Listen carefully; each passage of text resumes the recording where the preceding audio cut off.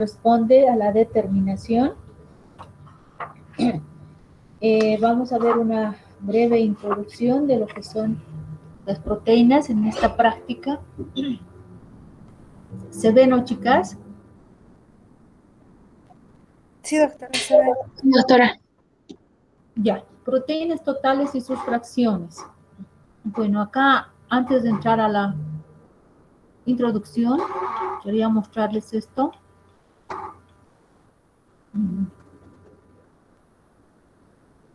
Este es un corrimiento, como dice acá, un patrón normal de proteínas obtenido por el método de electroforesis. Lo que vamos a ver ahorita, les voy a explicar un poquito que han debido ver en instrumentación. Existen diferentes métodos, pero ya desde hace tiempo hemos hablado que de acuerdo a la sensibilidad, especificidad y principalmente a la rapidez de ejecución en la emergencia médica, es que algunas pruebas toman más importancia o algunas técnicas. Así tenemos que la electroforesis, por ejemplo, es una excelente técnica que se acerca al 100% para determinar proteínas totales y las fracciones. Es decir, todas las fracciones que tiene el ser humano podemos determinar a través de un proteinograma, se llama así. El aparato que lo realiza está formado por dos partes, en realidad tres. Una, que es una bandeja que tiene dos terminales, ánodo y cátodo, donde van a migrar las proteínas dependiendo de la carga neta, del peso molecular y de la migración que tiene, ¿sí? Se aplica una corriente alterna, se puede aplicar por 4 o 6 horas, dependiendo del tipo o modelo de equipo de electroforesis. Y hay un papel cromatográfico que uno compra de acuerdo a lo que elige. Yo puedo elegir separar los subtipos de inmunoglobulinas, la G, la M, la A, la E, etcétera, que están en este grupo. Puedo elegir separar todas las beta, acá que están principalmente entre la A1 y la 2, los factores de coagulación como protrombina, trombina, etcétera. Es decir, lo que yo quiero elegir, de acuerdo a eso voy a comprar un papel que se llama papel para corrimiento electroforético. También hay papeles para determinar, por ejemplo, las hemoglobinas, que son proteínas, para determinar los diferentes tipos y subtipos de lipoproteínas, todo lo que tiene características de proteínas, y necesariamente sean hemoglobinas, factores de coagulación, enzimas, hormonas, todas son proteínas, pueden ubicarse en cualquiera de estos grupos. Todos los seres humanos tenemos estos 5 grupos de proteínas, todos, y siempre en el mismo orden. Por eso les decía, es igual que el proteinograma es igual que un electrocardiograma. Todos tenemos el mismo tipo o diseño de electrocardiograma, con las ondas Q, R, S, P, todos. Algunos variarán en la longitud, en la altura, etcétera, de acuerdo si hay un problema, una arritmia ventricular, etcétera, pero todos tenemos las mismas ondas, ¿no es cierto? Y el proteinograma es igual, todos vamos a hacer, esto es uno normal, la albúmina, que es la más abundante, después de la albúmina está la alfa 1, la alfa 2, la beta y la gamma. Todos nosotros, todos los seres humanos, ¿sí? En algunas enfermedades la gamma puede estar disminuida, como en las cuando hay inmunosupresión. La beta puede estar aumentada en algunos problemas autoinmunes, la alfa 1 o la alfa 2, dependiendo si son problemas relacionados a la falta de factores de coagulación, ceruloplasmina, etcétera, es decir, para enfermedades inmunológicas raras. Para eso sirve la electroforesis, que nos va a detallar cada uno de los grupos y a su vez cada subgrupo que contiene qué variaciones.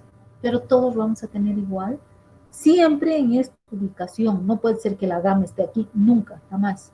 ¿Entendido?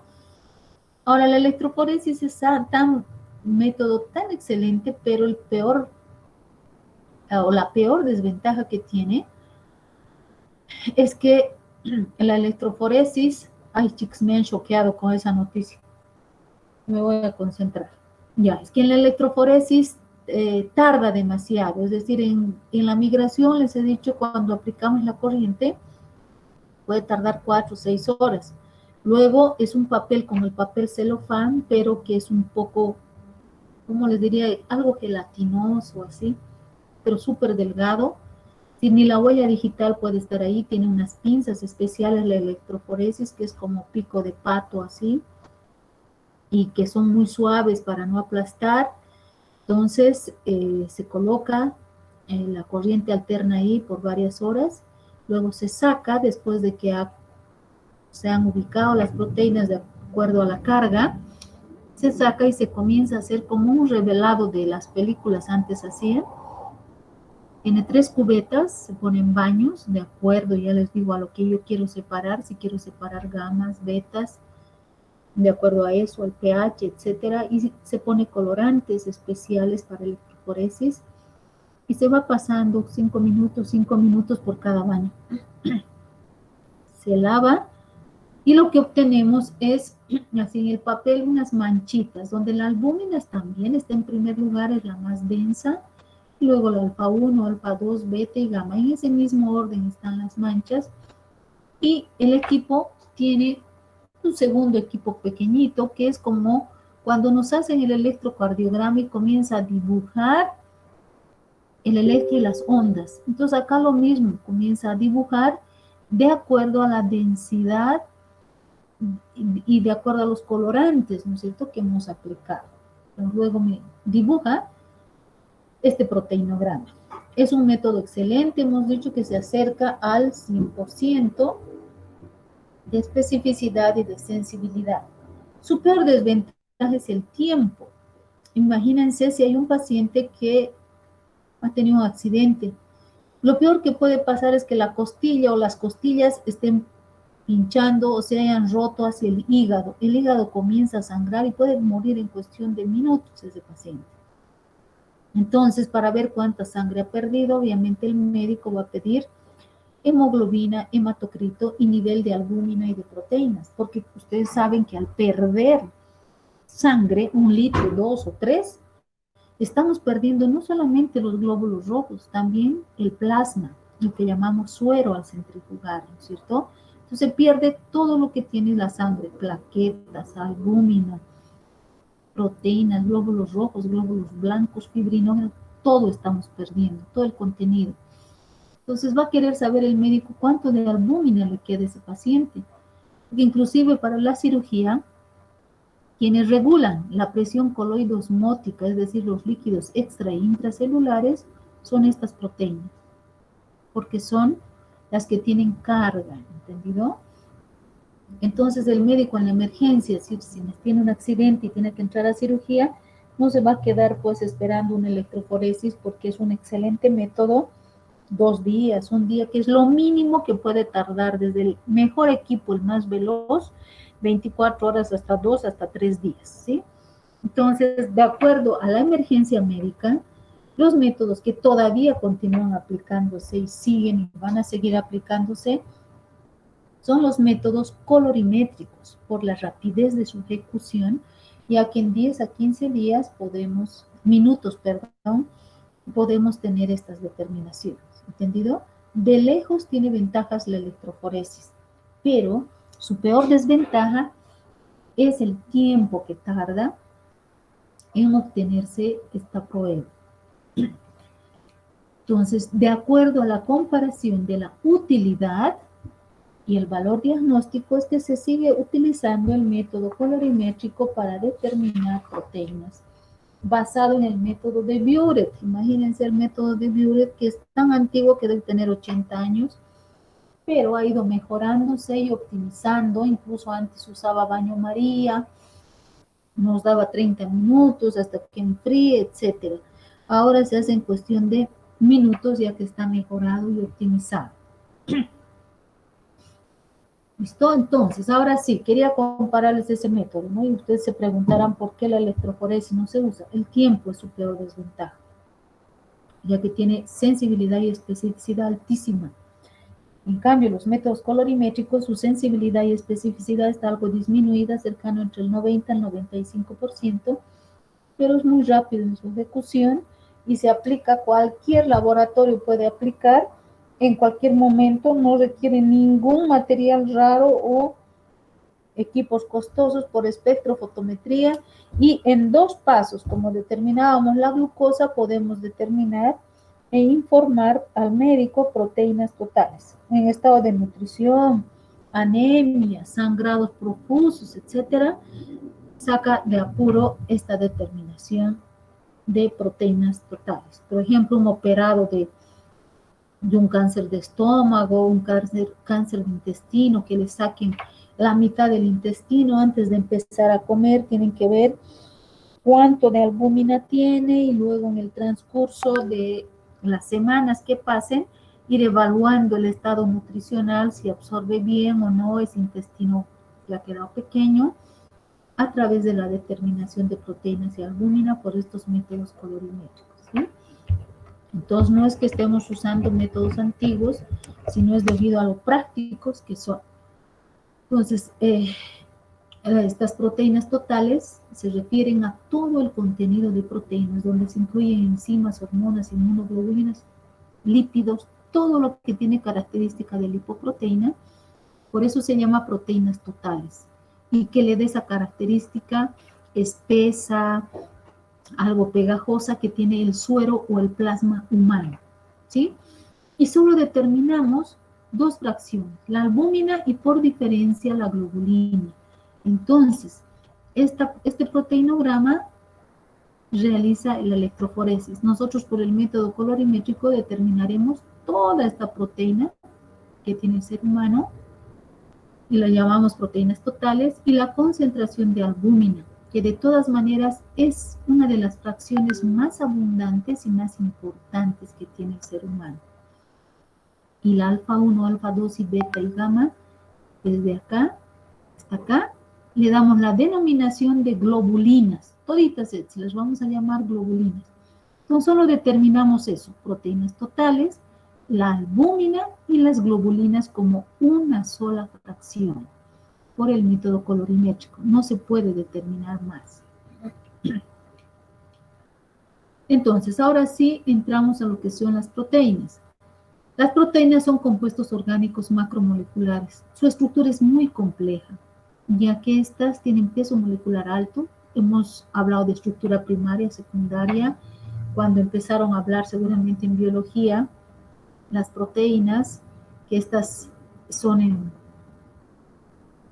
se disponen en hélices alfa, beta, es decir, como si estaríamos enroscando varias filas de cuentas a colores, perlas, etcétera, para hacer un collar, y yo voy volcando y dándoles giros, ¿no es cierto? Dependiendo de esos giros, si son completos, incompletos, voy a formar una estructura bastante compleja, que sería la estructura de las proteínas, que son del tipo terciario y cuaternario. Están distribuidos ampliamente en el organismo y actúan como elementos estructurales y de transporte. Aparecen bajo la forma de enzimas, como hemos dicho, hormonas, anticuerpos, factores de coagulación, etc. Miren, se sintetiza la mayor parte en el hígado. Esto es muy importante, pongan con resaltador. El hígado sintetiza el 99% de la albúmina, es decir, gran cantidad de albúmina, casi toda la albúmina. Ese 1% restante puede sintetizarse en alguna célula, en el vaso, en ganglios linfáticos, etc. Pero la mayor parte se sintetiza en el hígado. Sí, es muy importante esto. Las proteínas totales, en realidad, están compuestos por diferentes grupos. Les vuelvo a repetir, por electroforesis se las separa en 5 grupos, que hasta ahora no se ha descubierto más grupos, y tienen un papel muy importante, aparte de formar estructuras, cartílagos, miocina en los músculos, y sirven de transporte, ya que la albúmina es transportadora por excelencia. Contribuyen, tienen un papel muy significativo en la contribución a mantener la presión osmótica o presión oncótica dentro del espacio vascular, ¿sí? reduciendo la efusión de líquido. Traducido, ¿qué quiere decir? Hemos dicho que en el organismo humano genera, esto está en el último capítulo, no sé si lograremos ver, es un capítulo corto pero algo complicado. Casi siempre se simboliza en el ser humano los dos líquidos que tiene como dos rectángulos. Uno sería el líquido extracelular, LEC, y el otro el líquido intracelular, LIC.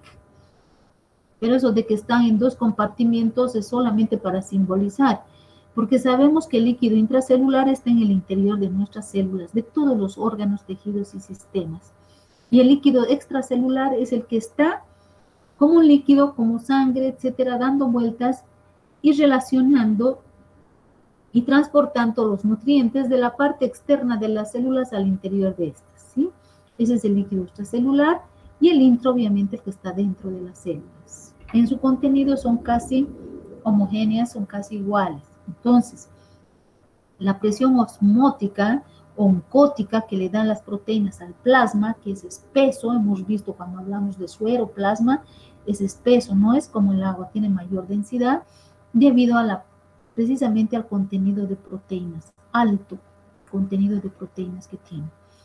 Y se dice que si se rompe el equilibrio entre las proteínas, los electrolitos que son difusibles, solubles y el agua, cuando se rompe ese equilibrio, habría una efusión, quiere decir, saldría el líquido del interior de las células hacia nuestras cavidades.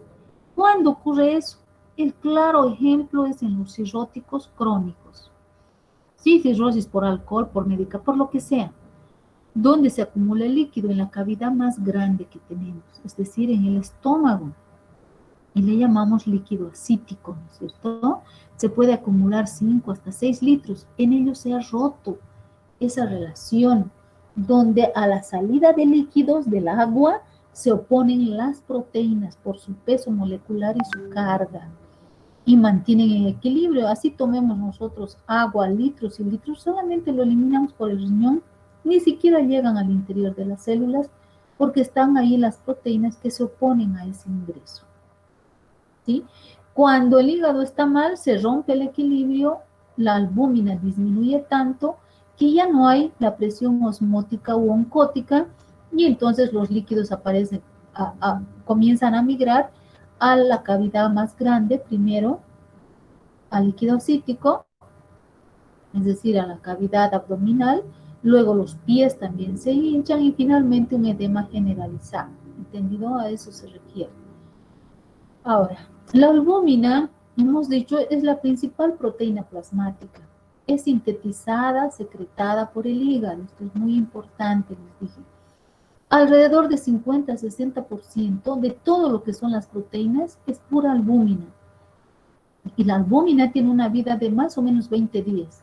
Imagínense el hematíes de 80 a 120 días. La albúmina tiene un tiempo de vida largo, pero se va sintetizando y renovando constantemente esa fracción de proteínas.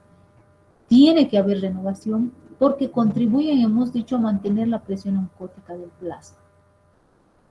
Si se presentara una disminución o descenso marcado en la concentración, el resultado sería el edema, lo que hemos dicho, edema generalizado, edema localizado, existe. Entonces hay una relación directa entre la concentración de albúmina y la síntesis del hígado. Cuando el hígado está mal por cualquier enfermedad, no se produce buena cantidad de albúmina y se rompe obviamente el equilibrio. Claro que va a influir más en la albúmina que en las otras fracciones, porque imagínense su concentración. 50-60 del total de proteínas es albúmina pura. Los demás están en muy pequeño porcentaje, pero no quiere decir que no tengan importancia, tienen importancia. Pero debido a su cantidad, la albúmina predomina. Por lo tanto, una disminución se va a notar más en la albúmina que en las otras fracciones. Ahora, la albúmina tiene muchas funciones, principalmente en la nutrición, transporta todos los nutrientes, pero todos.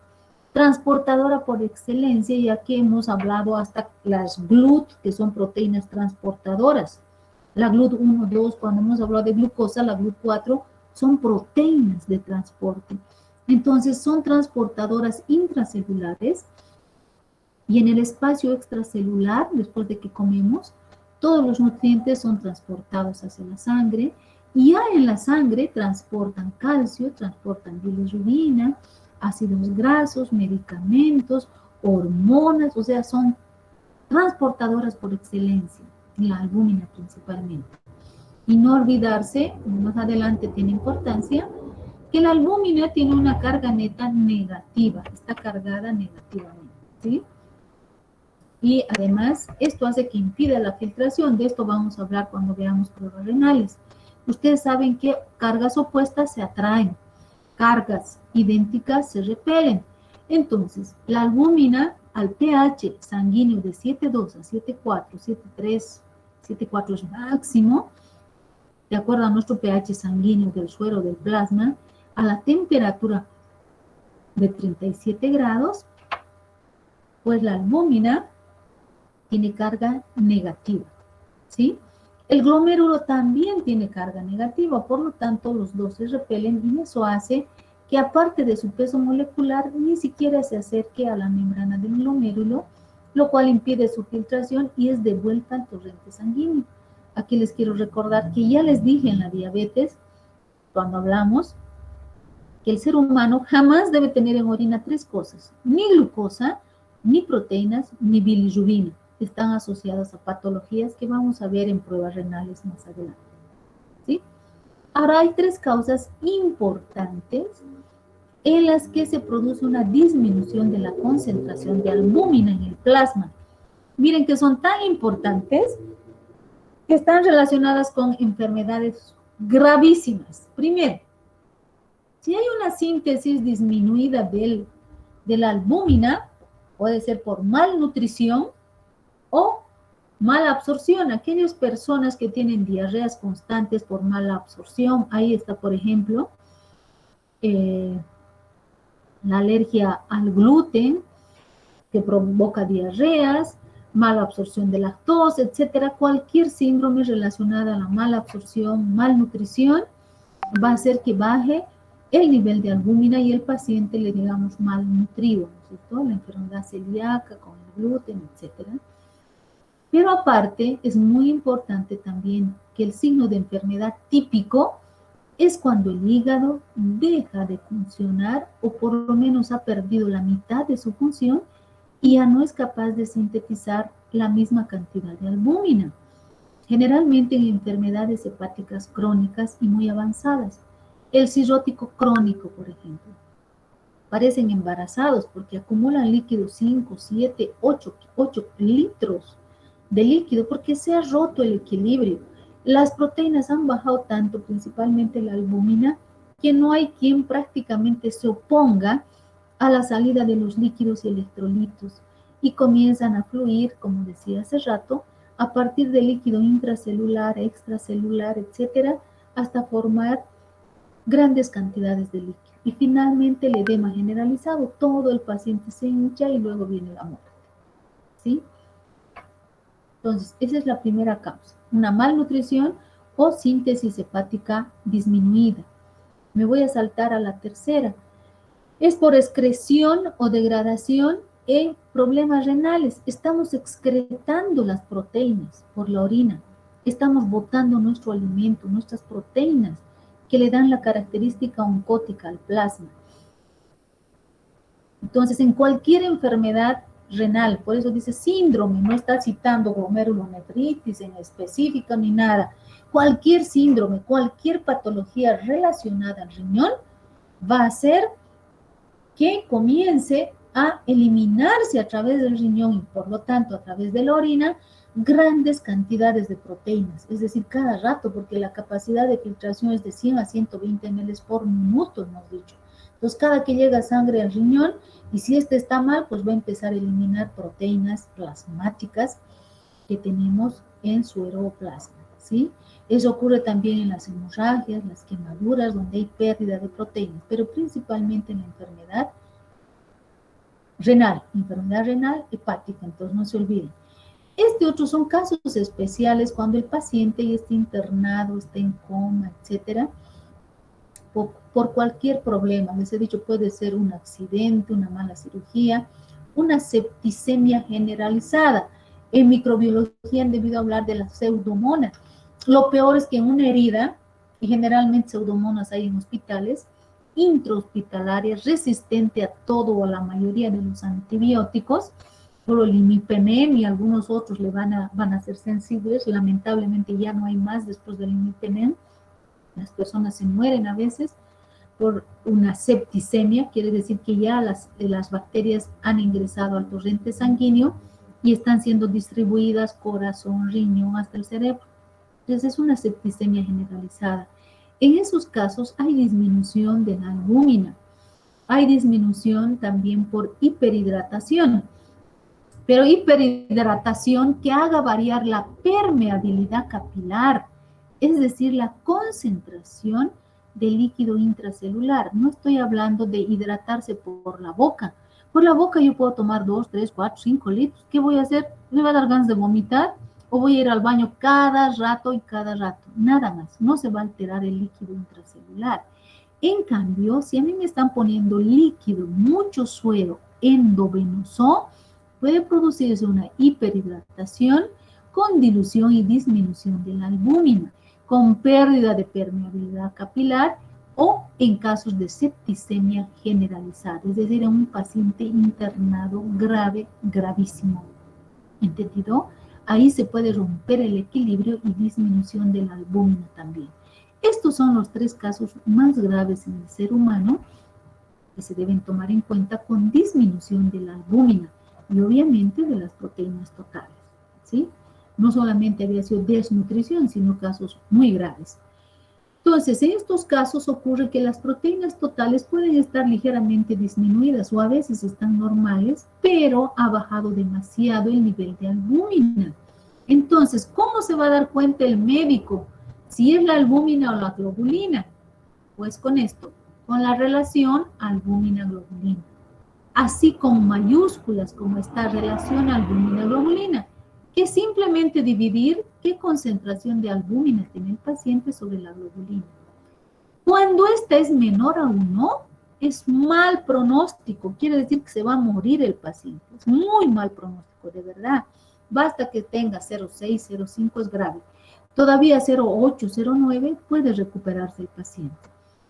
Entonces, ¿qué quiere decir? Que si yo divido la cantidad o concentración de albúmina y la de la globulina la supera, va a ser menor a 1. Es decir, imagínense, esta concentración va a tener que bajar a la mitad y subir a alguna de estas otras fracciones de la proteína. Y eso ocurre en casos muy, muy graves, donde decimos que la relación albúmina-globulina se ha invertido. Quiere decir que cualquiera de estos está tan alta como la albúmina y la albúmina ha disminuido al nivel de esta. O sea, es muy grave, de verdad, muy grave. Entonces, si ustedes entran en internet y miran, tienen que entrar y averiguar, porque tal vez yo les estoy tomando el pelo, relación albúmina-globulina, RAG, y van a ver ahí la gravedad y cuán importante es esta relación. Por lo tanto, el médico le interesa el dato de proteínas, albúmina, y esto más se lo sacamos nosotros, la relación AG. Con eso es suficiente para cualquier emergencia médica. Ya para investigar enfermedades autoinmunes o relacionadas a las otras fracciones que son enfermedades algo raras, anemias, leucemias también, se recurre a la electroforesis. ¿Entendido? Entonces tienen ventajas y desventajas las dos, pero la principal ventaja del método colorimétrico, pese a que está disminuida en relación a la electroforesis, su especificidad y su sensibilidad, es que nos otorgan el dato fidedigno rápido, lo más rápido posible en la emergencia, y son métodos fáciles de realizar y rutinarios, ¿entendido? A diferencia de la electroforesis, que es un excelente método, pero muy tardío, tarda demasiado, ¿sí? Entonces, seguimos con la electroforesis. Y dicen, ¿no? Las electroforesis son útiles a la hora de determinar estados anormales y enfermedades que pueden afectar a nuestro organismo en la parte inmunológica. Pero la parte rutinaria, como les he explicado, el cirrótico, que en nuestro país hay muchos alcohólicos cirróticos, problemas renales, etcétera, es fácil de determinar proteínas, albúmina y la relación albúmina-globulina. La proporción de las fracciones proteicas nos permite identificar varias enfermedades, generalmente de tipo inmunológico. Y la electroforesis no es la única, imagínense, está en tercer lugar. Turbidimetría y nefelometría, estos son equipos especiales que leen también las proteínas como la electroforesis y nos dan el mismo corrimiento, alfa 1, alfa 2, beta, gamma y la albúmina. La inmunodifusión radial también, la electroforesis, ya hemos hablado, la inmunoelectroforesis para determinar solamente anticuerpos, inmunofijación, no sé chicas, no conozco esta técnica, y la cromatografía de alta resolución o HPLC también es muy parecido a la electroforesis. Con todas estas técnicas, no son métodos, son técnicas porque utilizan equipos especializados, podemos determinar todas las fracciones de las proteínas y sus subfracciones, quiere decir qué proteínas están dentro de la fracción alfa 1, qué proteínas alfa 2, y es un listado interminable de 150 tipos de subfracciones, ¿sí? Que se determinan por estas técnicas. Entonces, para la electroforesis, miren simplemente acá para que relacionen las concentraciones. Por electroforesis se ha determinado que la albúmina se encuentra en un 50-60%. Esto es real. El mayor contenido de proteínas totales es albúmina. Además, nos va a ofrecer muy buena información, hemos dicho, a partir de la concentración de albúmina, el estado de la función hepática, que es el hígado el que sintetiza la albúmina, ¿sí? Si hay una malnutrición proteica, etc. Los valores para la electroforesis, como dice acá, van de 3,5 a 5,4 para la albúmina. Los valores para el método colorimétrico no son muy diferentes, son de 3,5 a 5. Entonces, hay muy poca variación. El grupo D o la fracción de proteínas alfa-1 globulina, su concentración según electroforesis de 0,1 a 0,3 es la más chiquitita y la más escasa. La alfa-2 cercana al 1, de 0,6 a 1. La beta igual les va a servir esto, les va a ayudar mucho el que relacionen de 0,6 a 1 y aquí se aumenta un decimal de 0,7 a 1,1 gramos decilitro. Gramos. Porque proteínas tenemos en forma abundante en el plasma, ¿sí? Y al final la gamma globulina, donde están todos los anticuerpos, son muy heterogéneos. Está ahí la inmunidad humoral, las IgG, IgM, es decir, las inmunoglobulinas, la IgE, la IgA, etcétera, todas nuestras inmunoglobulinas. Y estas son las más abundantes, de 0,5 a 1,4. Si sumamos todas, 1,1 más, aquí sería 2,4, 3,4 más 5, sería igual a la concentración de proteínas totales y varía muy poco en relación al método colorimétrico que vamos a ver después. Entonces, este es el proteinograma, ya les he explicado siempre las 5 fracciones. Si tendríamos una más o una menos, seríamos extraterrestres. Todos los seres humanos tenemos siempre así, la albúmina abundante, alfa 1, alfa 2, beta y gamma. Y en colorimetría determinamos la albúmina y a estas les llamamos globulinas, en un solo grupo. El objeto de enseñanza quiere decir por qué está aquí la determinación de proteínas en el programa de bioquímica clínica. Está acá porque los estudiantes deben determinar, deben saber la importancia que tiene la concentración de proteínas y sus fracciones en sueroplasma del ser humano, sea niño, adulto, adolescente, etc. Y que se determina también por técnicas espectrofotométricas utilizando métodos colorimétricos, no enzimáticos, solo colorimétricos, y se los determina tomando en cuenta la precisión, la exactitud y el control de calidad adecuado, aunque la supera la electroforesis, hemos dicho, ¿no es cierto? Pero, sin embargo, sí es muy útil desde el punto de vista de la emergencia y la rapidez de su determinación. Ahora, en la parte pedagógica para ustedes, ¿qué tienen que saber al final de haber estudiado este tema? Explicar la importancia de las proteínas y sus fracciones. Creo que ya les he dicho, estructuralmente sirven bastante.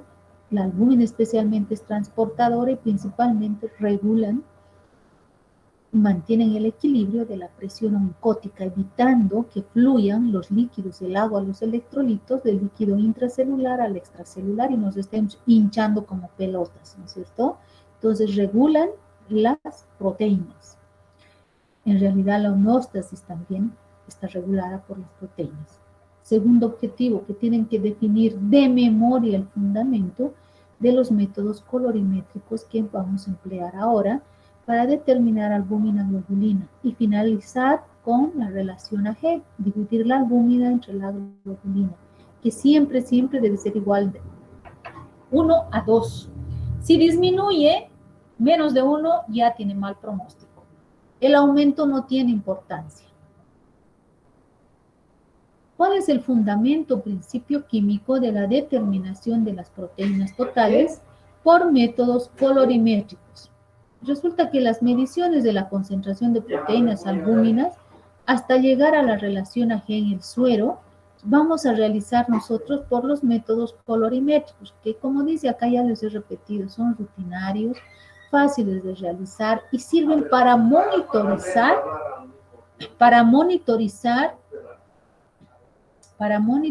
a los pacientes que pueden estar internados muchos días y hasta meses con una septicemia, etcétera.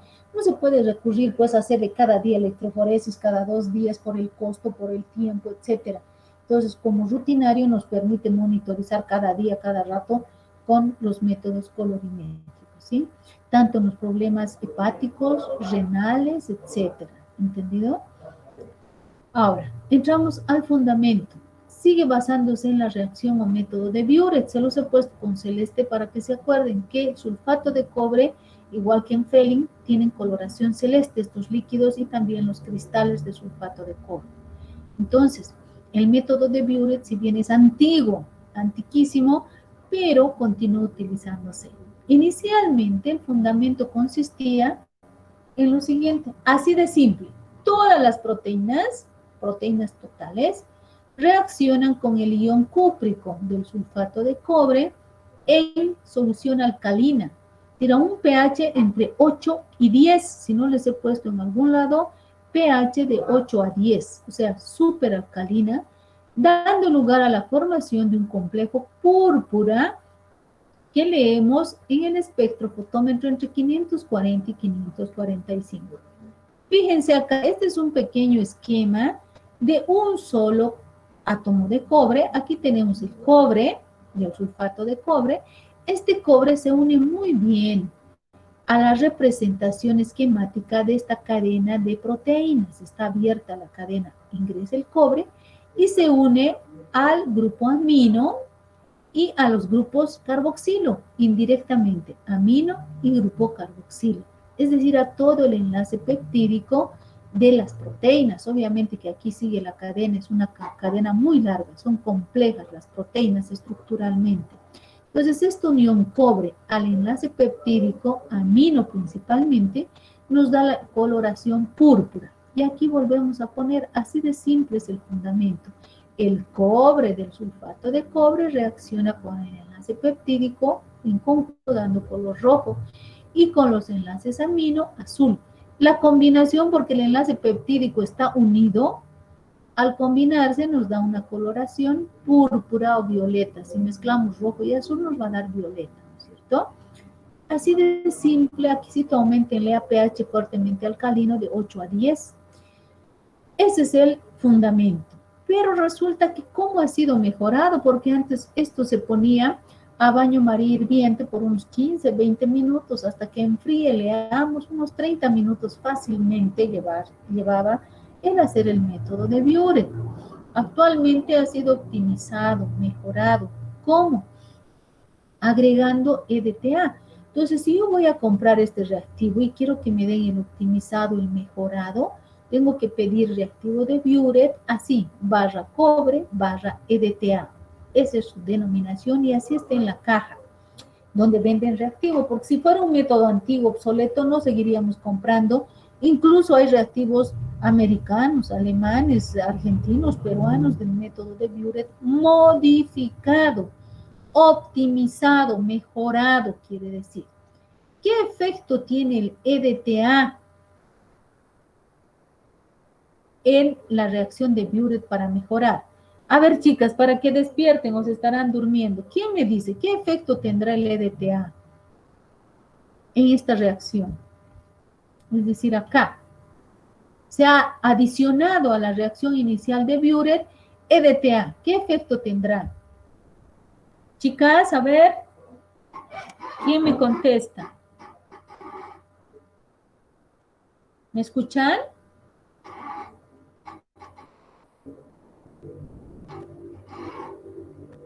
Chicas, ¿me están escuchando? Sí, doctora. A ver, ¿qué efecto creen que tiene?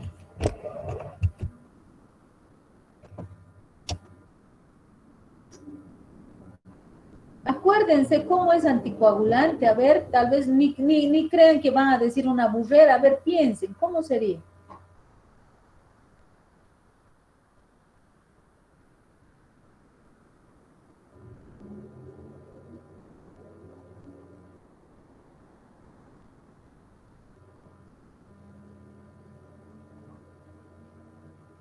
Chicas, el EDTA atrapa al calcio, ¿sí? Así actúa como anticoagulante. Pero decir atrapa, una de sus compañeras me ha dicho secuestra ni atrapa. Bueno, le he dicho, lo mejor es decir que el EDTA forma reacciones de quelación totalmente irreversibles. ¿Con quiénes? Con todos los elementos de la tabla periódica del grupo 2, que son los alcalino-térreos. Es decir, ¿el EDTA va a formar reacciones de quelación irreversibles con el calcio? Sí.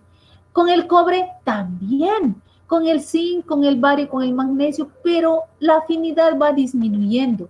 Con quienes es afines y actúa muy bien es con el calcio y el cobre, y en general con todos los de ese grupo, pero su unión es más específica con el calcio y el cobre. Entonces, así como anticoagulante, va a formar reacciones de quelación irreversibles, totalmente irreversibles y estables, quiere decir que no se va a desunir nunca más el calcio del EDTA. Lo mismo va a hacer con el cobre, va a formar reacción de quelación y se va a unir, dando estabilidad con resaltador, pongan por favor, proporcionando estabilidad a la unión cobre-enlace peptídico, ¿sí? Entonces, especialmente con las proteínas que tienen más de 3 enlaces peptídicos, es decir, no con los restos de proteínas, sino con las proteínas verdaderas, mejorando la especificidad y sensibilidad de este método.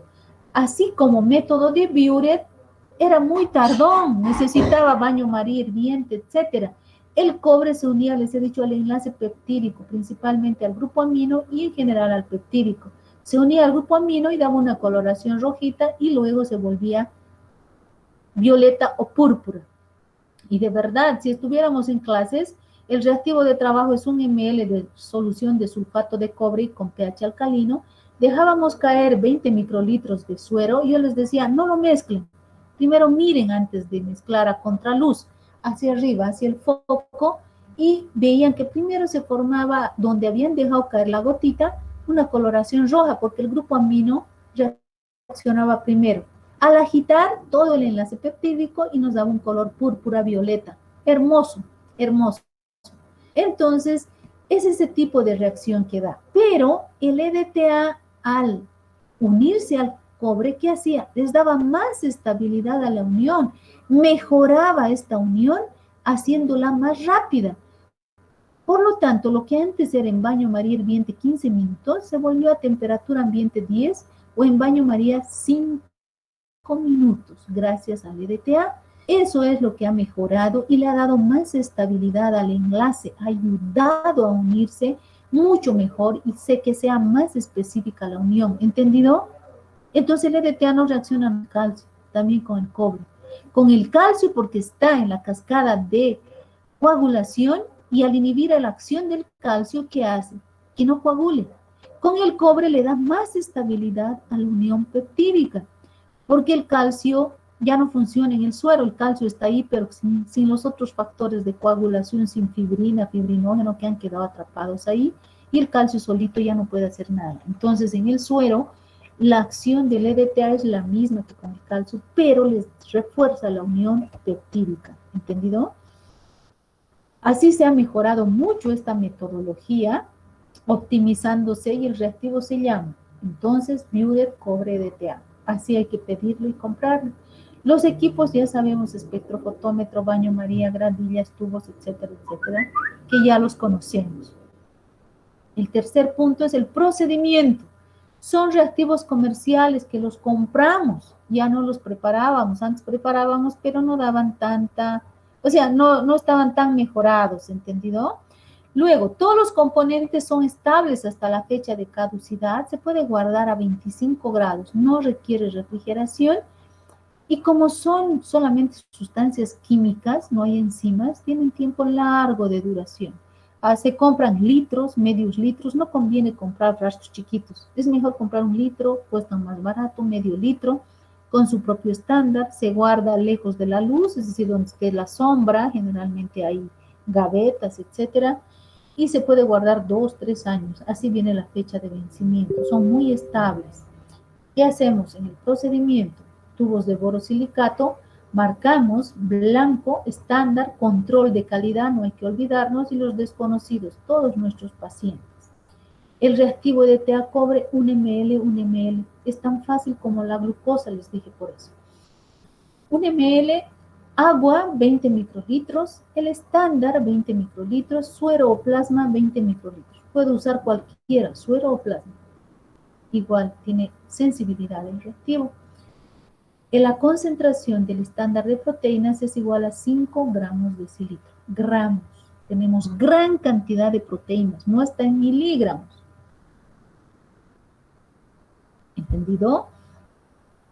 Luego, mezclamos en la palma de la mano, incubamos en baño María 5 minutos a 37. Si mi baño María está lleno de colesteroles, de glucosas, de otras cosas importantes, es opcional. Puedo dejarlo a temperatura ambiente el doble de tiempo, 10 minutos. Luego alisto el equipo, está prendido, llevo a 0, elijo 540 o 545, cualquiera de los dos. Llevo a 0 con su propio blanco, no con agua porque tiene su blanco. Y leemos el estándar, el control de calidad, las muestras, etcétera, etcétera. Determinamos la concentración con la fórmula que conocemos. Gramos de decilitro es igual a la absorbancia de la muestra de proteínas totales sobre estándar por la concentración que hemos dicho que 5 gramos de decilitro. Casi siempre llega con 5, sea el reactivo brasilero, americano, no sé por qué llega con 5.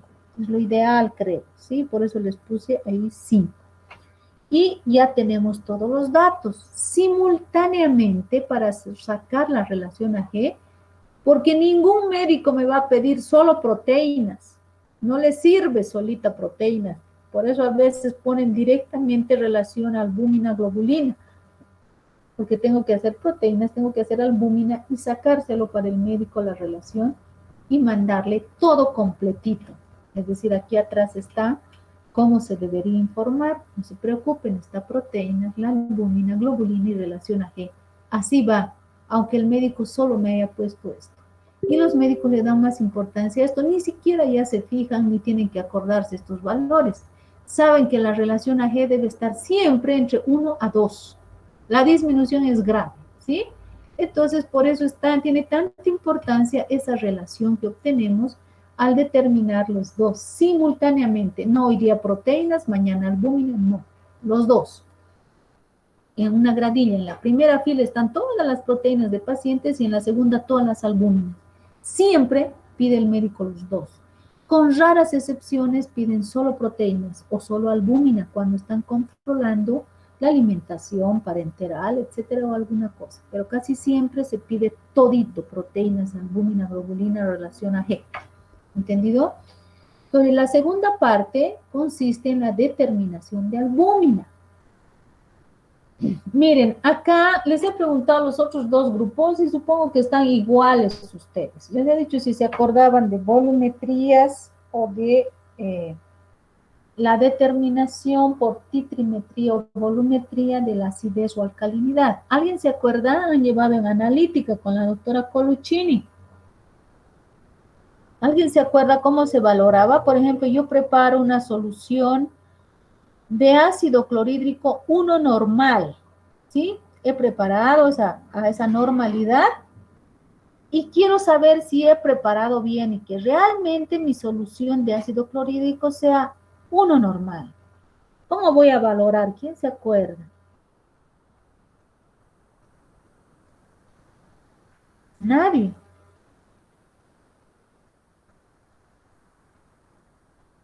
Tengo que valorar contra su contrario, ¿no es cierto? Agarro una bureta y si he preparado ácido clorhídrico 1 normal, tengo que valorar contra un hidróxido de sodio, tiene que ser ácido primario y álcali primario. Tengo que determinar poniendo en la bureta hidróxido de sodio 1 normal, comprado, es decir, de exactitud probada, porque si no conozco si los dos están bien, no voy a saber nunca si está bien preparado. Luego, ¿qué hacíamos? La bureta tenía hidróxido de sodio de exactitud probada y yo he preparado ácido clorhídrico, su contrario, pongo en vaso de precipitación 10 ml aproximadamente. Les digo porque lo mínimo para valorar es eso, 10 ml.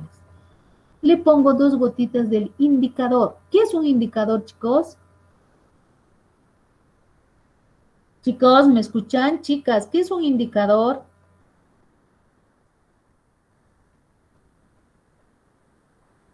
Nada.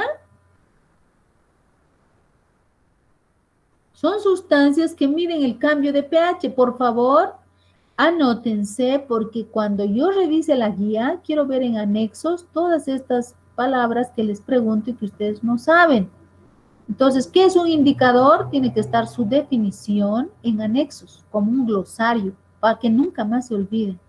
¿Qué es una volumetría? ¿Qué quiere decir volumetría? ¿Qué es indicador? ¿Entendido? Quiero ver ahí toda la definición, no la que yo les estoy dando, que saquen de internet. Entonces, así hablando fácilmente y rapidito, un indicador es el que mide cambios de pH, ¿sí? Hay diferentes tipos de indicadores, son dos. Los indicadores para titular líquidos ácidos y para valorar líquidos alcalinos. Entonces hay indicadores del tipo alcalino e indicadores del tipo ácido, ¿sí? Entonces, los del tipo alcalino, el más famoso, la fenoctaleína, que tiene varios escalas. Dice que va desde el 8 hasta el 10, 12 puede medir de cambio de pH alcalino. En cambio, hay otros ácidos como el rojo de metilo, el anaranjado de metilo, el verde de bromocresol, que vamos a ver hoy, el azul de bromotimol, que son ácidos, y de entre estos, el verde de bromocresol es el que tiene muy poco rango de cambio de pH. Mide solamente una unidad, a diferencia de la fenolftaleína. Miren, este va, algunos dicen en los libros de química está de 2,8 a 3,8, es decir, una unidad. En los libros de bioquímica clínica dice de 3,2 hasta 3,8, pero yo creo que es de 2,8 hasta 3,8. Es decir, una unidad solamente miden de cambio de pH, no pueden medir más. Es así pequeño su rango de medición de algunos indicadores. ¿Por qué les estoy hablando de indicadores? Porque el procedimiento para determinar proteínas utiliza como reactivo de trabajo, no como indicador. No vamos a ver volumetría, era solo para recordarles la función que tiene el indicador de medir cambios de pH. Un minuto, por favor, chicas. ¿Me dan un minutito?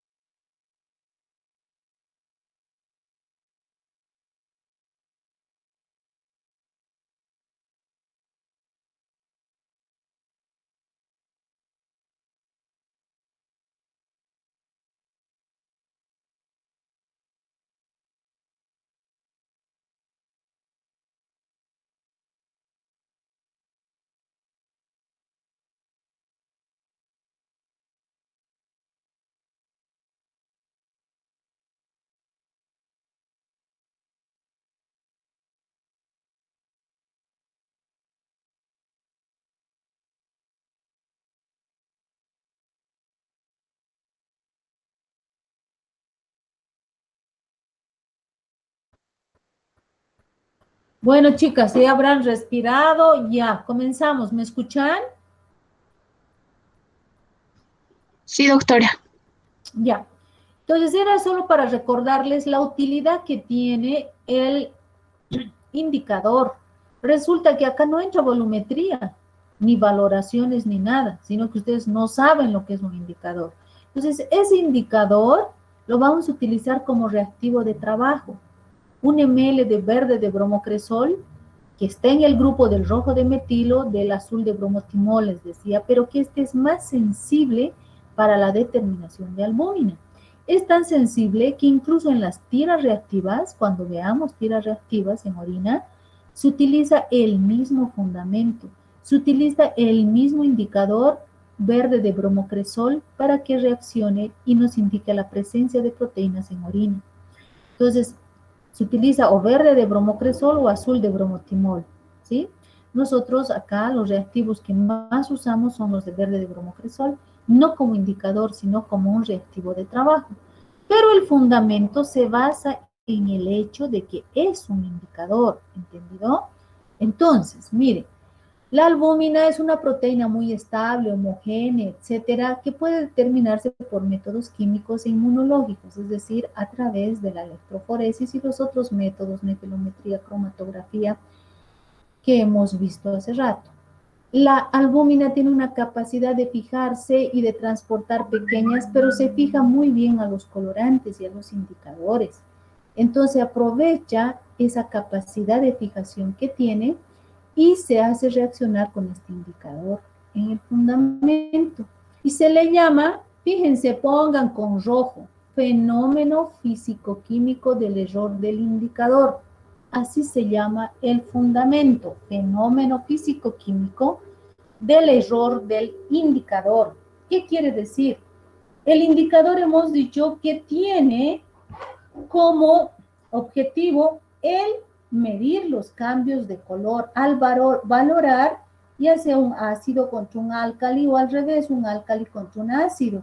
Entonces agarro un vasito de precipitación, le pongo gotitas del indicador y cuando llegue exactamente a equilibrar la normalidad del ácido o de la base, recién hay el cambio de color. Ahí paramos la valoración, leemos los ml gastados y sabemos que si 10 ml de ácido clorhídrico 1 normal que preparé ha gastado 10 ml de hidróxido de sodio de concentración probada y conocida, quiere decir que he preparado bien el ácido clorhídrico, ¿no es cierto? Para eso se utiliza. Pues aquí le damos otra utilidad, aunque se respeta la capacidad de la albúmina de fijarse a colorantes e indicadores. Y el más utilizado es el verde de bromocresol y se le llama fenómeno físico-químico del error del indicador, ya que la función de los indicadores es medir cambios de pH, ¿no es cierto? Pues acá no hay cambio de pH y sin embargo hay cambio de color, por eso se llama error del indicador. Entonces veamos por qué. Miren, la albúmina en el suero del paciente o en el plasma se hace reaccionar contra 1 ml del verde de bromocresol, que hace las veces de reactivo de trabajo, no de indicador. Actúa a pH ácido, el mismo verde de bromocresol tiene pH ácido y su pH va entre 3,2 a 3,8. A 3,2 compramos el reactivo y es de color amarillo. Cuando reacciona y hay cambio de pH a su máximo cambio de color de 3,8, es un verde oscuro, tan oscuro que se dice verde azulado. Yo les digo verde petróleo, es decir, un cambio de color terrible, de amarillo a verde petróleo. Ese es el máximo cambio de color que tiene. Por ejemplo, la fenolftaleína es incolora como el agua. Su máximo cambio de pH, que es 10 o 12 creo, va a una tonalidad tan fuerte, tan guindo, es decir, un fucsia terrible, ¿no es cierto? Entonces, más de fucsia ya no va a ir, aunque yo le siga poniendo más alcalino. Pues aquí igual su máximo color es un verde intenso. Es tan sensible que en el procedimiento a 1 ml de este reactivo, cuando le pongo cuarta gota, que es 10 microlitros, digamos que pongo la punta de la pipeta, ni siquiera he vaciado el suero al ml y el lugar donde ha tocado la punta se forma como un hilo verde intenso. Es decir, es súper sensible, súper sensible. En cuestión de segundos se lleva a cabo la reacción. Entonces, este indicador verde de bromocresol tiene cambio de color de amarillo a verde azulado intenso. ¿Cuándo? Cuando se ha producido un cambio de pH, es decir, de 2,8 o de 3,2 cuando pasa a 3,8. No va más, solo cambia hasta 3,8. Es muy corto su rango, les decía. Entonces va a dar verde intenso. ¿Cuándo ocurre? Cuando le haya puesto, pues, como es ácido, 1 o 2 gotas de hidróxido de sodio concentrado. Así sí va a cambiar de ácido, se va a volver un poco más alcalino y va a haber el cambio de color. ¿Entendido? Pero ocurre que en el procedimiento que utilizamos no hay cambio de color. Mi suero no es hidróxido de sodio, el suero de ningún ser humano. Tiene un pH entre 7, 7,2, máximo a 7,3 o 7,4, entonces eso es casi alcalino. No debería cambiar y sin embargo cambia de color al ponerle los 10 microlitros. ¿Cuál es la explicación a esta denominación que se le da a este fundamento? Se lo conoce en todo el mundo como error del indicador. Se equivoca el verde de bromocresol, porque sin haber cambio de pH, solo le he puesto suero y apenas 10 microlitros, no ha habido cambio de pH porque no le he puesto nada alcalino. Pero ¿qué ocurre? La albúmina es la que cambia de carga. De -1 al ponerse en contacto con el verde de bromocresol que tiene este pH, cambia su carga neta a +1. Ese cambio de carga es que produce esa coloración tan intensa como si hubiera habido cambio de pH.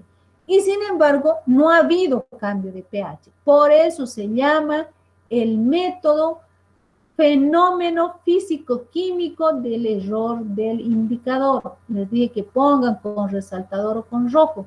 Se llama este método para determinar albúmina por el método colorimétrico fenómeno físico-químico del error del indicador.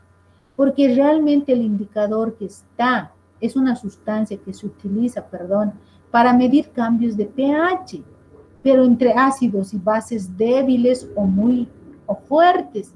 Pero aquí el suero no es ni base, ni ácido débil, ni fuerte. No hay cambio de pH en realidad, pero sí lo que se presenta es un cambio de carga. De -1 que estaba en el suero, pasa a +1 en presencia del verde de bromocresol, dando una coloración verde azulado intensa. ¿Entendido? Entonces, para determinar la albúmina necesitamos exactamente los mismos equipos y materiales: espectrofotómetro, baño María, granillas, tubos de borosilicato, micropipetas, puntas de micropipeta, toallas, etcétera, etcétera. La muestra, suero o plasma, cualquiera de los dos se utiliza. Se compra, son kits comerciales que vienen únicamente, tiene indicador, nada más, y su estándar. Entonces, igual puede conservarse años hasta su fecha de caducidad, que son 2, 3 años. Es simple el método. ¿En qué consiste? Marcamos los tubos de borosilicato blanco estándar desconocido, colocamos 1 ml a los 3 o 4 tubos, o 5 dependiendo de los pacientes, agua destilada 10 microlitros al blanco, no hay reacción porque el agua no tiene pH ni ácido ni alcalino. El estándar, colocamos 10 microlitros de estándar de concentración de 3 gramos de decilitro. Pónganlo acá, por favor, 3 gramos de decilitro. Suero o plasma, 10 microlitros. Mezclamos en la palma de la mano y dejamos 10 minutos a temperatura ambiente. Aquí no hay opcional, no necesita baño María, solo temperatura ambiente. Y leemos entre 600 y 620 nanómetros, llevando a cero con el blanco. Utilizamos longitudes de onda tan elevadas Porque el color que tenemos es un verde intenso, hemos dicho, súper intenso.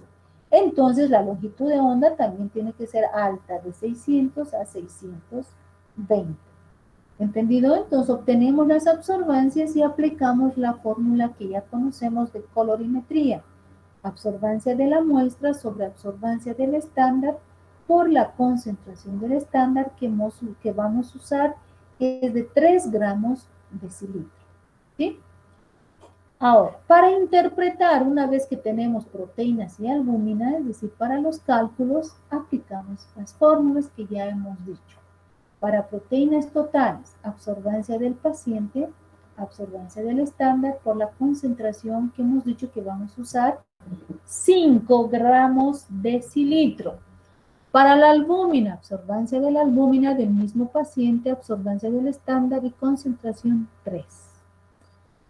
Para la globulina, restamos concentración de proteínas totales, si me dio 8 gramos decilitro menos la albúmina 4, 8 menos 4 es igual a 4. Globulina, 4 gramos decilitro. Relación AG, albúmina 4 gramos decilitro sobre globulina 4 gramos decilitro. Gramos decilitro se anulan y la relación no tiene unidades. 4 entre 4 es igual a 1, valor de referencia de 1 a 2. Esta relación AG tiene mucha importancia para el médico porque le da un valor pronóstico adecuado de acuerdo a la enfermedad, si es hepático o renal, y generalmente cuando es menos de 1 tiene mal pronóstico porque es algo grave. Quiere decir que la albúmina, les he dicho, ha disminuido tanto que las globulinas le han igualado o superado, por eso va a dar menos de 1. Cuando el denominador es mayor que el numerador, me va a dar decimales, menos de 1. Quiere decir que la albúmina ha bajado así, y una o todas las fracciones se han elevado igual que la albúmina. Entonces realmente es un diagnóstico grave, reservado, que algo grave está pasando en ese paciente. ¿Sí? Entonces, por eso es que se le da tanta importancia a la relación albúmina-globulina. Muy pocas veces solamente van a pedir o proteínas o solo albúmina. Generalmente piden esto. Y para yo determinar esto, tengo que hacer todito esto. ¿No es cierto? La relación AG es muy importante. Los valores de referencia, proteínas de 6 a 8,5, internacionales los valores, albúmina de 3, 4 a 5, el método que tendríamos si es que usamos en el laboratorio es de 3, 5 a 5. Si ponen 3, 5 a 5, está bien, porque en la mayor parte de los libros también está 3, 5 a 5, en otros 3, 4 a 5, ¿sí? La globulina de 2, 3 a 3, 0, y la relación AG de 1 a 2, sean niños, lactantes, recién nacidos, de 1 a 2, siempre. Aquí está para niños, para lactantes, para prematuros, las proteínas, la albúmina, etc. ¿Entendido? Alfa 1, alfa 2 y beta es de la electroforesis, simplemente para que no se olvide. ¿Entendido? Estos factores que alteran los resultados vamos a ver la siguiente clase, porque además vamos a interpretar, y ahí termina este capítulo de proteínas y sus fracciones. Es un capítulo cortito, no tiene mayor importancia, solo en enfermedades hepáticas renales, en pacientes internados por mucho tiempo que no pueden alimentarse por la boca y lo hacen vía parenteral, por líquidos, donde se puede producir un edema, una hiperhidratación endovenosa, no por la boca, o pacientes con septicemia, quiere decir una infección en la sangre que se ha diseminado a todos los órganos, gravísima, y generalmente estas septicemias en los quirófanos, lo peor que puede pasar es que ocurra septicemia por pseudomonas, ¿no es cierto? Que es el germen intrahospitalario más resistente y el que más trabajo y dinero causa en su tratamiento, ¿sí? Entonces, en esos casos, como verán ustedes, tiene importancia. También tiene menos importancia, pero se usa bastante en aquellos pacientes anémicos. Cuando nos miran el ojo el médico y dice, uy, parece anémico, le voy a pedir hemograma, hemoglobina, hematocrito, y acompaña de proteínas totales y sus fracciones, para ver en forma general el estado nutricional de adultos, niños, ancianos, recién nacidos, de cualquier persona. Y los valores varían muy poco con la edad. ¿Entendido? ¿Alguna pregunta hasta acá?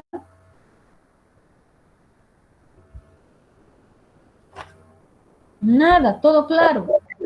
Disculpe, doctora, Dime. en las proteínas totales, al obtener ese dato, en el estándar vamos a utilizar 5 gramos sobre decilitro. Eso no lo entendí muy bien. A ver, yo soy la que no te he entendido, pero vamos a ir a proteínas. A ver, No, en los cálculos ya, perdón. aquí está. En los cálculos, ya tengo el blanco, el estándar, nos transportamos al laboratorio, hemos leído en el espectrofotómetro, es la misma fórmula de la glucosa, solo que las unidades no son miligramos, son gramos, porque tenemos gran cantidad de proteínas totales, toda mi proteína, ¿no es cierto? Ujú. Absorbancia del paciente sobre la absorbancia del estándar por la concentración, que en este caso la más utilizada es esta concentración comercial, así viene 5 gramos decilitro. En albúmina varía más el estándar, porque hay estándares de 3, estándares de 4. Yo les he dicho que aquí vamos a usar 3 y le pongan Ujú. acá 3. Entonces, no sé si me quieres preguntar que el estándar de proteínas es 5. El estándar de albúmina es otro método del error del indicador y por lo tanto tiene pues otro estándar separado. Son dos estándares diferentes. Oh, ya. Sí, ahora ¿Ya? sí he entendido. Gracias. Entonces acá pongan, para no olvidarse, 3 gramos de cilitro. Las proteínas tienen su estándar porque medimos enlaces peptídicos. La albúmina tiene su propio estándar porque el método es diferente. El error del indicador utiliza verde de bromocresol, un indicador, pero no lo usamos, apaguen su micrófono, no lo usamos para volumetrías ni para valorar ácidos ni álcalis. Usamos el indicador como reactivo de trabajo. En anexo tienen que definir qué es un indicador, qué es una valoración, para que recuerden. Pero acá no hay valoración, es el método colorimétrico. Y si ustedes se fijan, el reactivo estamos usando no como indicador, sino como reactivo de trabajo. Pero la función que va a cumplir es la misma que de un indicador. Me va a medir el cambio de pH, porque esa es la función que tiene. Sin embargo, se produce el error del indicador porque no hay cambio de pH. Solo le he puesto 10 microlitros, que es nada, es cuarta gota, y de suero o plasma que tienen un pH casi neutro. Entonces, va a reaccionar como si realmente le hubiera puesto 1 o 2 gotas de hidróxido de sodio concentrado, porque va a variar de 3, que es el mínimo de pH que tiene este indicador, al máximo de amarillo a verde intenso, casi verde petróleo, sin haber cambiado el pH. Por lo tanto, se produce un error del indicador. ¿Qué ha pasado? La carga neta de la albúmina de -1 al pasar a +1 obliga al indicador a cambiar de color, sin que haya cambio de pH. Eso hemos dicho y aclarado, ¿sí? Y es un método muy, muy sensible, tan sensible que les decía, si aquí tengo un tubo con 1 ml de verde de bromocresol, el indicador puro, sin nada, ese indicador, y pongo la pipeta 10 microlitros, ni siquiera he dejado caer esos 10 microlitros, solo ha tocado la punta de la pipeta con suero con estándar al ml y ya se nota un hilito de verde a su lado. Ni siquiera he dejado caer, o sea, es súper sensible. Y el cambio de color pues es muy nítido, de amarillo a verde intenso, ¿entendido? Es muy bonito, es fácil de realizar, esta determinación es corta, esta práctica, proteínas y albúminas se hacen simultáneamente. Ya les decía, en una gradilla toda la filita primaria se pone todos blanco, su propio estándar para proteínas porque es azul, es otro, blanco, tiene su propio blanco, su propio estándar. El control de calidad del paciente 1, 2, 3, 10 pacientes, si tengo los 10, atrás el mismo número de gradillas, blanco, estándar, control de calidad, los 10 pacientes que siempre tienen relación albúmina-globulina. Solamente en algunos casos muy raros y especiales piden proteínas, que vamos a ver más adelante, es para determinar en líquidos proteínas. Entonces ahí solo le interesa proteínas, es el único caso. Después siempre los dos, porque tenemos que llegar a la relación albúmina-globulina. Por favor, hoy día antes de irse a dormir 5 minutitos, vean relación albúmina globulina en sus computadoras y van a tener el resumen de esta información que es muy importante para los médicos, la relación AG, para darnos el estado nutricional o el estado de las proteínas o de la albúmina en estos pacientes que tienen daño hepático, daño renal o algún problema inmunológico grave. O finalmente malnutrición, anémicos, malnutridos, etc. ¿Sí? Entonces es muy simple esta práctica. ¿Alguna pregunta? Bueno, como aquí vamos a ver, siempre terminamos en interpretación, porque se llama bioquímica clínica la materia, siempre tenemos que hablar de pacientes, de valores y de interpretar los datos. Les voy a dar un caso clínico y conmigo van a resolver otro caso clínico la siguiente clase. Entonces, les voy a dar de tarea. A ver, un paciente hombre, digamos Jaime, ¿sí? En anexos van los ejercicios y su guía tiene que estar lista porque cualquier rato nos dicen que retornemos a clases semipresenciales y lo primero que yo les voy a pedir es la guía. Les he dicho y les he avisado desde el primer día. Entonces, paciente Jaime, proteínas totales. Primer caso clínico. Tenemos Jaime, es un paciente que tiene 60 años.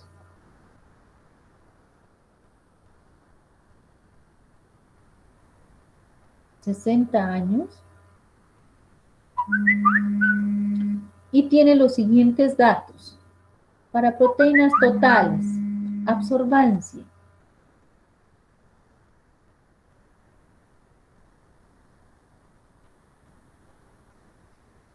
Cero setenta y dos. 0,72. Absorbancia del estándar. 0,38. Absorbancia del estándar. 0,38. Albúmina del mismo paciente Jaime. Absorbancia de la albúmina. 0,95. 0,95. Es un color bien intenso, les he dicho, por eso está la absorbancia elevada. 0,95. Absorbancia del estándar. 0,99. 0,99. A partir de esos dos cálculos, ustedes sacan la relación. Yo les he dado este dato, absorbancia de proteínas, su estándar. Les he dado absorbancia de la albúmina, su estándar. Ustedes tienen sus concentraciones en la guía, sacan ustedes la globulina y llegan hasta acá, hasta la relación AG, cuyo valor de referencia es de 1 a 2. Siempre, siempre, siempre. Y no me van a decir qué patología tiene, sino me van a decir, el paciente tiene lupus eritematoso, tiene cirrosis. No, simplemente hemos visto los 3 casos en los que hay. Me dirán que si tiene probablemente daño hepático, probablemente daño renal, así, simple y sencillo, o probablemente tenga cualquiera de las siguientes patologías, una hiperhidratación, una septicemia. Para eso era la introducción, para decirles en qué casos hay disminución de la albúmina. También puede ser en hemorragias, en quemaduras, etc. ¿Sí? No hay más que estos. Enfermedad hepática, renal, hemorragia, quemadura y en procesos de septicemia o hiperhidratación parenteral. ¿No es cierto? No hay más. ¿Entendido? ¿Alguna pregunta hasta acá?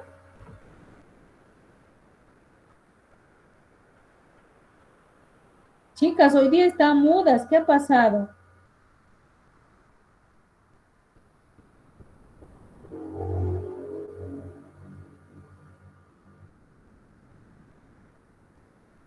Chicas.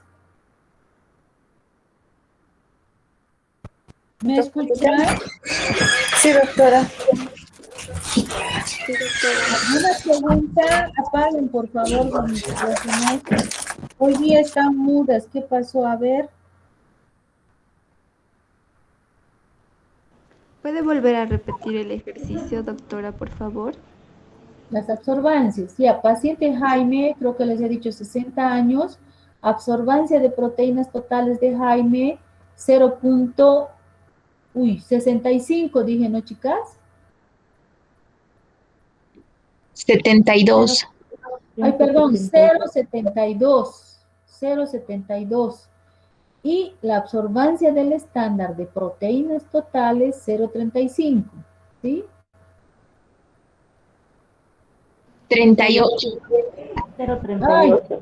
Perdón, estoy mirando del otro grupo. Entonces, 0.72 absorbancia de proteínas totales del paciente Jaime y 0.38 estándar de proteínas totales. Albúmina, 0.95 la absorbancia del paciente Jaime y del estándar 0.99. Ustedes hacen sus cálculos, restan, sacan globulina y tienen que llegar hasta la relación AG, ¿sí? Sí, doctora. ¿Alguna pregunta más? ¿Alguna duda que tengan?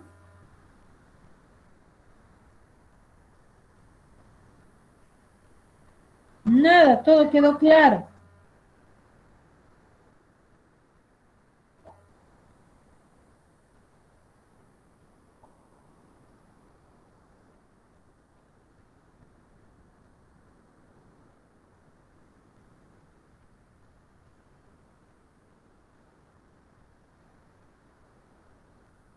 Listo, chicas. Entonces nos vemos la siguiente clase, ¿sí? Este capítulo es corto. El siguiente, justo viene pruebas de función renal después de proteínas totales, porque ya hemos comenzado a hablar esta clase de los problemas renales. Les dije que el hígado influía bastante porque es el lugar, el órgano donde se sintetiza casi entre el 90 y 99% de la albúmina, es decir, toda la albúmina prácticamente, ¿sí? Entonces, si falla el hígado, aún en su función está un 50%, la albúmina también va a bajar ese 50% y obviamente la relación albúmina-globulina se va a notar bastante, ¿sí? En las enfermedades renales, porque hay pérdida, el glomérulo no funciona por cualquier patología, por eso síndrome nefrótico, dice. Puede ser glomerulonefritis, un riñón de un diabético, lo que sea, ya no está filtrando bien. La membrana del glomérulo ya está dañada de millones o de muchos glomérulos y por tanto dejan pasar a las proteínas. O sea, nuestras proteínas plasmáticas del suero del plasma lo estamos orinando. Sí, lo estamos orinando cada rato, cada día, cada que entramos al baño. Por eso, por una falla en la función de filtración, el glomérulo filtra, ¿no es cierto?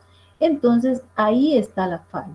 En que cualquier problema renal donde haya fallas en el glomérulo, en la filtración, estamos eliminando lamentablemente nuestras proteínas plasmáticas. Y va a derivar en un descenso de la albúmina, de las fracciones, esta vez de todas, con una inversión de la relación albúmina-globulina y con graves consecuencias para nuestra salud en general, ¿sí? Entonces, vamos a entrar ya directamente en la siguiente clase a problemas renales. Claro que vamos a terminar esto, pero esto se termina rapidito, en una hora, analizar, vamos a hacer otro ejercicio y vamos a comenzar con las pruebas de función renal, que encaja justo acá que estamos hablando de fallas renales, ¿sí? Por favor, antes de apagar, estamos terminando antes, 5 minutitos, entren a internet, relación albúmina-globulina, para aclararles muchas cosas. Es breve, van al punto y así definen lo que realmente es la relación AG y la importancia que tiene en una persona, en un paciente. ¿Entendido? ¿No hay preguntas?